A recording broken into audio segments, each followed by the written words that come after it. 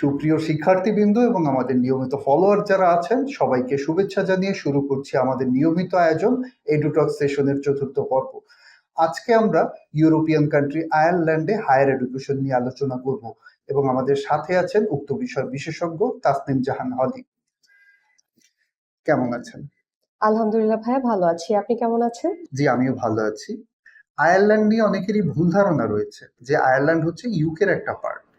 না, এটা টোটালি একটা ভুল ধারণা, বিকজ আয়ারল্যান্ড এবং ইউকে ইন্ডিভিজুয়ালি দুইটা কান্ট্রি। এখন ইউকের মূলত 4টা স্টেট রয়েছে, যার মধ্যে Northern Ireland is one of them, এবং হয়তোবা মানুষজন এটার জন্যই ভাবে যে আয়ারল্যান্ড ইউকের একটা part, but not that. G, clear করার জন্য আপনাকে ধন্যবাদ। আজকে আমরা আয়ারল্যান্ডে হায়ার স্টাডি নিয়েই আপনার সাথে আলোচনা করব।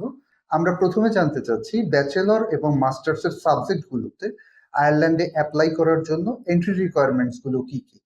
ওকে, আয়ারল্যান্ডের ইউনিভার্সিটিগুলোতে ব্যাচেলরে অ্যাপ্লাই করার জন্য বাংলাদেশি স্টুডেন্টসদের মিনিমাম এইচএসসি অথবা এ লেভেল অথবা ডিপ্লোমা কমপ্লিট থাকতে হবে।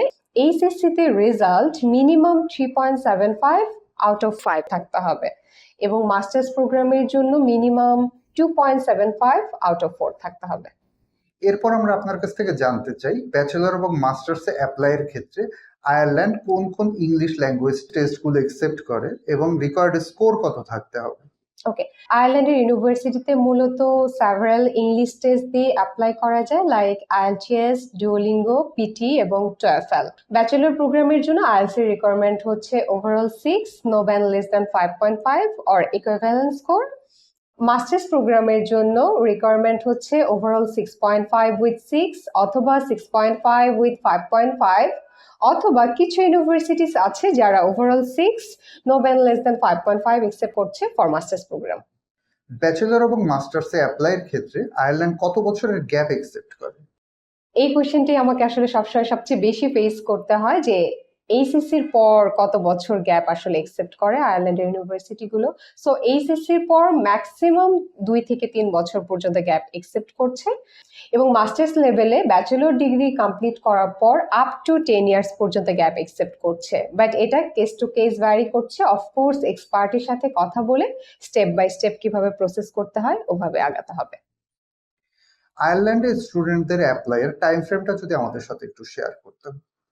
ওকে ভাইয়া, রাইট নাও আসলে আমরা এখন সেপ্টেম্বর 2026 ইনটেক নিয়ে কাজ করছি, বাট সেপ্টেম্বর 2026 ইনটেক ক্যাচ করতে হলে মিনিমাম 4 to 5 মান্থস আগে স্টুডেন্টসকে অ্যাপ্লাই করতে হবে, কারণ তারপরেও আরো অনেক স্টেপস থাকে যেগুলো কমপ্লিট করতে আমাদের আরো সময়ের প্রয়োজন হবে। সো মিনিমাম 4 to 5 মান্থস আগে অ্যাপ্লাই করতে হবে। কোর্স চলাকালীন সময়ে স্টুডেন্টরা কি আয়ারল্যান্ডে পার্ট টাইম জব করতে পারে? অবশ্যই কোর্স চলাকালীন সময়ে স্টুডেন্টসরা পার্ট টাইম ওয়ার্ক করতে পারবে, সেটা উইকলি 20 আওয়ার্স পর্যন্ত, এবং ভ্যাকেশন পিরিয়ডে 40 আওয়ার্স পার উইক। ব্যাচেলর বা মাস্টার্স শেষ হয়ে গেলে কি স্টুডেন্টদের দেশে ব্যাক করতে হবে, নাকি আয়ারল্যান্ডে থাকার বা জব করার কোনো অপরচুনিটি আছে? না, কোর্স শেষে তাদেরকে ব্যাক করতে হচ্ছে না। কোর্স কমপ্লিট করার পর অবশ্যই সেখানে স্টে করতে পারবে, বিকজ আয়ারল্যান্ডে ব্যাচেলর প্রোগ্রাম কমপ্লিট হওয়ার পর স্টুডেন্টসরা 1 ইয়ার পিএসডব্লিউ পাচ্ছে, এবং মাস্টার্স ডিগ্রি কমপ্লিট হওয়ার পর 2 ইয়ার্স পিএসডব্লিউ পাচ্ছে। স্টুডেন্টদের জন্য আয়ারল্যান্ডে কি পিআর অপরচুনিটি আছে? ইয়েস, পিআর অপরচুনিটি আছে, বাট পিআর এর জন্য প্রথম স্টেপ হচ্ছে স্টুডেন্টকে স্টুডেন্ট ভিসা থেকে ওয়ার্কিং ভিসা ডাইভার্ট হতে হবে। দেন ওয়ার্কিং ভিসায় তাকে মিনিমাম 5 ইয়ার্স স্টে করতে হবে, then he or she can apply for permanent residency. এবার একটি গুরুত্বপূর্ণ প্রশ্ন, স্টুডেন্টরা আয়ারল্যান্ডে অ্যাপ্লাই কিভাবে করবে? আয়ারল্যান্ডে অ্যাপ্লাই করার জন্য অবশ্যই আমাদের অফিসে আগে আসতে হবে, এ টু জেড প্রসেসটা আগে জানতে হবে, দেন অ্যাপ্লিকেশন প্রসেস স্টার্ট করতে হবে। আমাদের এখানে এক্সপার্ট কাউন্সিলর্স আছে যারা এ টু জেড অ্যাপ্লিকেশন থেকে শুরু করে ফ্লাই করা পর্যন্ত এভরিথিং কাজ করবে এবং গাইডলাইন্স দিবে। আর আমাদের অ্যাড্রেসটা হচ্ছে Gulshan 1, Navana tower, 9th floor. আপনাকে অসংখ্য ধন্যবাদ। আমরা আয়ারল্যান্ডে হায়ার স্টাডি নিয়ে আপনার কাছ থেকে অনেক ইম্পর্টেন্ট কিছু ইনফরমেশন পেলাম, সেটা সবার কাজে লাগবে। আশা করছি আপনার সাথে আবার দেখা হবে। প্রিয় শিক্ষার্থীবৃন্দ, আমরা আমাদের অনুষ্ঠানের একদম শেষ পর্যায়ে চলে এসেছি। সবার সুস্থতা কামনা করে এখানেই শেষ করছি। সবাই ভালো থাকবেন।